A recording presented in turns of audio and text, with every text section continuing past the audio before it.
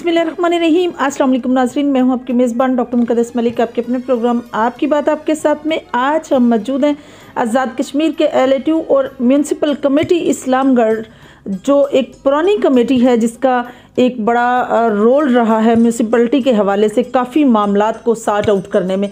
बल्दियात के बारे में थोड़ी सी इन्फॉर्मेशन मैं देती जाऊँ आपको। बल्दियात एक ऐसा इदारा है या एक ऐसा सिस्टम है, एक ऐसा निज़ाम है जिसकी बहाली से जितने भी पुराने सियासतदान हैं उनको अपना बोरिया बिस्तर पैक करने का वक्त आ जाता है उनका। और उसकी वजह यह है कि बल्दियात से ही नए चेहरे सामने आते हैं, नए लोग आते हैं, और नए लोग जब आते हैं, इंट्रोड्यूस होते हैं, तो सियासत में एक नए पोजीशन आती है। और इस तरह से तमाम लोगों को ग्रास रूट लेवल से लेकर सियासत तक और एक मंजा सियासतदान बनने तक का जो सफ़र है वो बहुत अच्छा गुजरता है। म्यूनसिपल कमेटी के हवाले से जिस तरह से इस्लामगढ़ की हम बात कर रहे हैं, तो हमारे साथ मौजूद हैं वार्ड नंबर 12 के नामजद उम्मीदवार जो आज़ाद उम्मीदवार की हैसियत से इलेक्शन कंटेस्ट कर रहे हैं। उनका इंतखाबी निशान जो है वो सीढ़ी है। सीढ़ी क्यों रखा ये उन्हीं से पूछेंगे, और साथ ही हम राय लेंगे कि जिस तरह पसंद किया और जिस तरह से वार्ड नंबर 2 में टकारी, जलालाबाद, ट्रागला और इस तरह से डिफरेंट जो है नाम विलेजेस के आते हैं, जो 6 से 7 गाँव हैं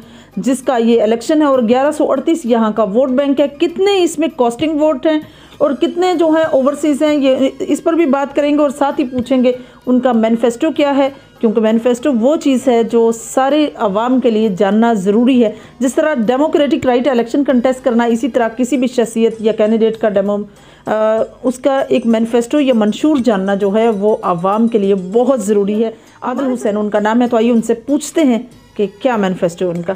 अस्सलाम वालेकुम जी, कैसे हैं आप? वालेकुम अस्सलाम जी। सबसे पहले जीएम न्यूज़ का, आपकी पूरी टीम का और आपका खुसूसन बिलखुसूस आपका शुक्रिया अदा करते हैं कि आप यहाँ पे तशरीफ़ लाए हमारे इंटरव्यू के लिए। ये है कि सियासत इबादत है, एक ऐसा टास्क है जिसमें लोगों को खुश रखना मुश्किल है। सियासत में आप कैसे आगे? जैसे ये बल्दियाती इलेक्शन के हवाले से अभी इनका ऐलान हुआ, उसके लिए मैं सुप्रीम कोर्ट को सलाम पेश करता हूँ कि ये 30-32 साल के बाद यहाँ पे लेके आए। इलेक्शन का इनेकाद हो रहा है। अभी जैसे ही इलेक्शन का ऐलान हुआ, हमारे इलाका, हमारे पूरी जो वार्ड है यहाँ पे, और खुसूसन और बिलखुसूस जो है अहलियान टकारी ने, हमारे जो फैमिली है, इन सब ने मिल के एक मुश्तरका एक मीटिंग अरेंज की, तो उसमें मुझे नामज़द किया। अब फैमिली ने और सब ने सपोर्ट किया है, तो फिर उन्हीं के लिए मैं निकला हूँ। इंशाअल्लाह उल अज़ीज़ सबके लिए सबकी महरूमी का इंशाअल्लाह इज़ारा करेंगे। बहुत मंशूर क्या है जो आप अपनी वार्ड नंबर 12 में देना चाहते हैं म्यूनसिपल कमेटी के हवाले से? देखिए जी, म्यूनसिपल कमेटी में जो है ये जो हमारा एरिया है, हम 30-32 साल से इसके अंदर आ रहे हैं, और जहाँ तक मैंने देखा है, ऑब्ज़र्व किया है वहाँ पे कि तकरीबन हमारा जो है वो फंड्स जो हैं वो प्रॉपर हमें यहाँ पे नहीं मिल रहे। तकरीबन 1-2 लाख की यहाँ पे हमें स्कीम्स मिली हैं। हमारा हिस्सा तो वार्ड का खैर ज़्यादा बनता है। दूसरे नंबर पे नौकरियों के हवाले से म्यूनसिपल कमेटी के अंदर आप देख लें, जितने भी हैं हमारी वार्ड से कोई भी बंदा म्यूनसिपल कमेटी के अंदर इन्होंने एडजस्ट नहीं किया। नौकरियों के हवाले से हमारे जो थे काफ़ी सारे बेरोज़गार जो लोग हैं उनको एडजस्ट करवाएंगे इंशाल्लाह। और यहाँ पे जो हमारी जो रोड्स का मामला है, ख़ास करके भुट्टो कॉलोनी की जो रोड है उसका मसला है, तो वाटर सप्लाई का केरी के अंदर जो है, बावली के अंदर, तो इंशाल्लाह जी हम ये सब एक साथ मिलके इसको इंशाल्लाह क्लियर करेंगे। आपको कंपटीशन की अगर बात करें तो कौन से सियासी हरीफ के साथ आपको मुकाबला नज़र आता है? जब आप वोट्स की बात करती हैं तो फिर हमारी जो फैमिली है, जहाँ पे आप अभी यहाँ पे तशरीफ़ फरमा हैं, टकारी जो है, इसके साथ हमारे जलालाबाद है, भुट्टो कॉलोनी है, तकरीबन मिला जुला के हमारा जो अपना फैमिली का वोट है ना, वो तकरीबन 200 के करीब बनता है। और हमारे जो यहाँ पे टोटल जो कास्टिंग वोट है वो तकरीबन 550 है। और उसके अलावा केरी में बेशुमार हमारे दोस्त हैं, बेशुमार लोग हैं जो हमें भी सपोर्ट भी कर रहे हैं, बरादरी बेस से हट के भी कर रहे हैं। ये देखें, हम तो आए हैं यहाँ पे इलेक्शन के लिए, और इलेक्शन लड़ी इसीलिए रहे हैं कि बरादरीज़म को ख़त्म किया जाए, छोटी बरादरियों को आगे लेके आएँ, छोटी बरादरियों के मसाइल को हल करें, और बड़ी बरादरियों को भी साथ लेके चलेंगे। अब हमें यहाँ पे सिर्फ छोटी बरादरी सपोर्ट नहीं कर रही, बड़ी बरादरियाँ जो है ना यहाँ पे, वो भी हमें इंशाल्लाह सपोर्ट कर रही हैं। तो अगर इस चीज़ को देखा जाए तो फिर हमारे मुकाबले में तो हर कोई नहीं है।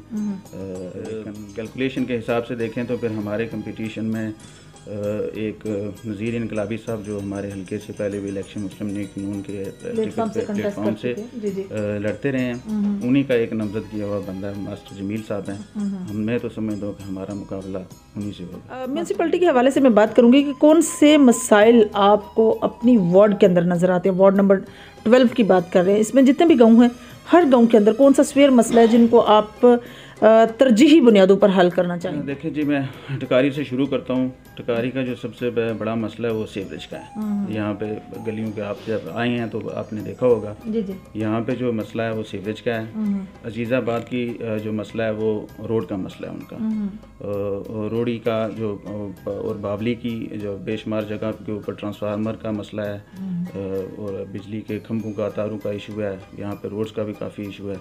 तो इंशाल्लाह हमने ये सब नोट किए हुए हैं। सब इंशाल्लाह मिल बैठ के सब को हम लेके इंशाल्लाह इसको सॉल्व आउट करेंगे। 31 ईयर्स के बाद जिस तरह से बल्दियात को मौका मिल रहा है और निचली सतह तक हकूक ट्रांसफ़र हो रहे हैं, आवाम किस कदर पुरजोश है और आपके साथ रद्देमल लोगों का कैसे है? देखें जी, 30-32 साल के बाद अभी जो इलेक्शन हो रहे हैं, ये जो गैप है इसको अब कवर करने में तो काफ़ी टाइम लगेगा। अब जितने भी हैं कैंडिडेट जो जनरल इलेक्शन लड़ते रहे हैं, अब वो जितनी भी पार्टीज़ हैं वो भी कम ही चाहती हैं कि खैर ये बल्दियाती इलेक्शन हो। अब चूँकि हो गए हैं तो देखें ये हमारी जो अपना म्यूनसिपल कमेटी है, इसकी जो 14 वार्ड्स हैं, अब ये फंड्स की मुनसिफाना तकसीम होगी। सबसे बड़ा जो फ़ायदा, और लोग इसीलिए पुरजोश भी हैं कि सबको आगे आने का मौका भी मिला है, मौका भी मिल गया है, और सब आगे आने का मौका भी मिला, और फंड्स की मुनसिफाना तकसीम होगी इससे। और देखें लोगों के जो मसाइल हैं उनकी दलील के ऊपर हल होंगे। अब जनरल इलेक्शन में जो MLA हमारे इलेक्शन लड़ते हैं, फिर वो चले जाते हैं मुजफ्फराबाद असम्बली के अंदर बैठते हैं, और पीछे जो आवाम है वो उनका वेट करती रहती है। फिर अब देखें जो लोकल जब गवर्नमेंट आएगी, जो है ग्रास रूट लेवल से जब सेलेक्ट हो के जाएंगे बंदे, अब वो जो है वो इनके मसाइल लोगों के घरों के अंदर। जिस तरह से इब्तदाई नौइयत पर बात की कि सियासत में आपका ख़ानदान पाकिस्तान पीपल्स पार्टी में बहुत पुराना है, आपकी पूरी ओवरऑल फैमिली की मैं बात कर रही हूँ, आपकी नहीं, तो आपने पाकिस्तान पीपल्स पार्टी का टिकट लेना क्यों मुनासिब नहीं समझा, या आप आज़ाद इलेक्शन वैसे ही कंटेस्ट करना चाहते थे? ये तो हमारी हर फैमिली सारी का भी, और हमारे जितने दोस्त थे, हमारे साथ चलने वाले जितने लोग थे, सभी का हमें मशवरा भी था।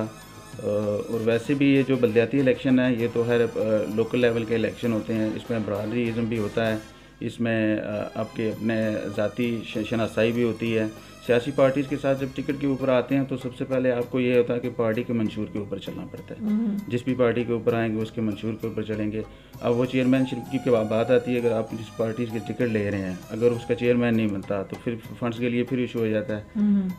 इसलिए सबका यही मशवरा था, मेरी ज़ाती राय भी यही थी कि आज़ाद इलेक्शन इंशाल्लाह लड़ेंगे, क्योंकि पार्टी के ऊपर इलेक्शन लड़ता वही है जिसके पास थोड़े से वोट बैंक की थोड़ा कम हो। तो हमारे ऊपर इंशाल्लाह वोट बैंक भी हमारा था, हमें अपने ऊपर यकीन है इंशाल्लाह हम भारी मार्जिन के साथ इलेक्शन को विन करेंगे। नौजवान जो है वो माशरे का बड़ा अहम रोल है और सोसाइटी में एक ख़ास स्टेज हासिल है, नौजवानों के लिए आपका क्या प्लान है? अपनी वार्ड्स के यही नहीं बल्कि मैं पूरे आज़ाद कश्मीर के नौजवानों को यही पैगाम देना चाहता हूँ कि इस इलेक्शन के अंदर ऊपर आप आएँ, इलेक्शन में हिस्सा लें, इलेक्शन कैंपेन करें, और अपने जो वार्ड है या जो डिस्ट्रिक्ट काउंसिल की सीट है उसके ऊपर जितने भी उम्मीदवार हैं आप देखें। अब ये नौजवानों को मौका मिला है कि आप एक अच्छी शख्सियत को, काम करने वाली शख्सियत को जो आपको यहाँ पे नज़र आए, बाद में ये ना हो इलेक्शन के बाद फिर आपको नज़र ना आए। इस तरह के लोगों को जो आपकी सपोर्ट करने वाले हैं, जो आपके साथ चलने वाले हैं, उनको आप वोट दें, उनको आप आगे लेके आएँ। बिल्कुल सही। आपकी कैंपेन कैसी चल रही है और वार्ड के जो 7 गाँव हैं किस तरह से आप विज़िट करते हैं? क्या शेड्यूल आपने सेट किया है? क्या सारे एक दफ़ा ही निकलते हैं या मतलब डिफरेंट हर अपने अपने इलाके में जो है कैंपेन हो रही है? नहीं, वो हमारी 2-3 टीमें हमने बनाई हुई हैं इलेक्शन कैंपेन के हवाले से। वैसे तो ये है कि हर जगह पे इंफरादी तौर पे सभी लोग कोशिश कर रहे हैं, लेकिन हम यूथ के साथ जो नौजवान हैं वही जाके मिल रहे हैं, बुज़ुर्गों के साथ हम बुज़ुर्गों की जो टीम है वही जाके मिल रहे हैं। तो बहुत अल्हम्दुलिल्लाह बहुत अच्छी हमारी कैंपेन चल रही है, इंशाल्लाह बहुत कुछ मिल रहा है। बिल्कुल सही। आपका कोई स्पेशल जो है एजुकेशन या हेल्थ के हवाले से आपका कोई अपनी वार्ड के लिए स्पेशल कंसंट्रेशन हो तो नाजरीन से शेयर करें। हमारे जो एजुकेशन के हवाले से यहाँ पे हमारे वार्ड के अंदर 2-3 स्कूल आते हैं, उनकी अपग्रेडेशन है, इंशाल्लाह वो भी हमारी नज़र में है। फिर उसके बाद जो मामला इसकी हेल्थ का हो गया, हेल्थ के ऊपर हम तो ये चाह रहे हैं कि हमारे साथ कल्याल बैंसी वाली वार्ड भी है, मिल के इंशाल्लाह हम यहाँ पे एक इब्तदाई तबी मरकज़ का अरेंजमेंट करेंगे, क्योंकि यहाँ से रूरल हेल्थ सेंटर तकरीबन 4 किलोमीटर हमसे दूर है। तो ये तो खैर सिर्फ एक वार्ड के लोग नहीं कर सकते, हम इंशाल्लाह मिल बैठ के इसके ऊपर काम करेंगे। बिल्कुल सही। इंतखाबी निशान में किसी ने जीप, किसी ने अम्ब्रेला और किसी ने हुक्का, किसी ने गाड़ी, वैन, ये वो इस तरह के, आपने सीढ़ी का इंतखाब किया, इसमें ऐसी कौन सी स्पेशलिस्टी है? सीढ़ी अगर देखा जाए ना तो ये सीढ़ी एक स्टेप से दूसरे के ऊपर, दूसरे से तीसरे के ऊपर, यानी कि आप नीचे से ऊपर जाएं तो फिर भी सीढ़ी चाहिए, और अगर ऊपर से नीचे आएँ अगर सीढ़ी ना हो तो फिर भी आपके लिए मुश्किल है। ये सीढ़ी गहराई को ऊंचाई के साथ हमकिनार करती है, और ये जो सीढ़ी है गहराई को ऊंचाई के साथ हमकिनार करती है, ऊंचाई से गहराई को मिलाती है। बिल्कुल सही कहा आपने जी। लास्ट में आप अपनी वार्ड के लोगों को, नौजवानों को, आपके साथ जितने भी सपोर्टर हैं, आपके ख़ानदान के, ओवरसीज़ जितना भी आपके साथ सपोर्ट कर रहे हैं, क्या पैगाम देंगे उनको? ओवरसीज़ तो खैर हमारे साथ काफ़ी कोऑपरेट कर रहे हैं। अब देखें यहाँ पे हमारी वार्ड में 1138 हैं, उसमें से मेरे ख्याल में वो 400 के से ऊपर जो बोर्ड हैं वो तो ओवरसीज़ के ही हैं। खान साहब का तो हर एक विजन था कि ओवरसीज़ को भी वोट, लेकिन वो बोल तो नहीं कर सकते, लेकिन हमारे साथ वो खड़े हैं। मैं अपनी वार्ड के जुमला नौजवानों को और हमारे बुज़ुर्गों को, सबको मैं यही कहता हूँ कि बढ़ चढ़ के कैंपेन में हिस्सा लें। इस वार्ड की तामीर और तरक्की के लिए, इस वार्ड को तामीर तरक्की के लिए आप हमारा साथ दें। लास्ट में हमारे जो वार्ड के बुज़ुर्ग हैं, जो नौजवान हैं, जो हमारी माएँ बहनें हैं, उनसे मैं ये रिक्वेस्ट करूँगा कि आप 8 दिसंबर को सीढ़ी के ऊपर मोहर लगाकर हमें कामयाब करें। इंशाअल्लाह उल अज़ीज़ हम हमारी वार्ड की जो महरूमियाँ हैं, हमारे जो नौजवानों के मसाइल हैं, जो नौकरियों के मसाइल हैं, इंशाअल्लाह उल अज़ीज़ हमारी जो माँ बहनों के जितने भी मसाइल हैं यहाँ पे इंशाअल्लाह उल अज़ीज़ हम उसको कवर करेंगे। उसके बाद यहाँ पे जो है वो अलाट हो चुका है रकबा पार्क के लिए। इंशाअल्लाह उल अज़ीज़ हम उसको भी अपने मंशूर में हमने रखा हुआ है कि वहाँ पे पार्क बनाएंगे।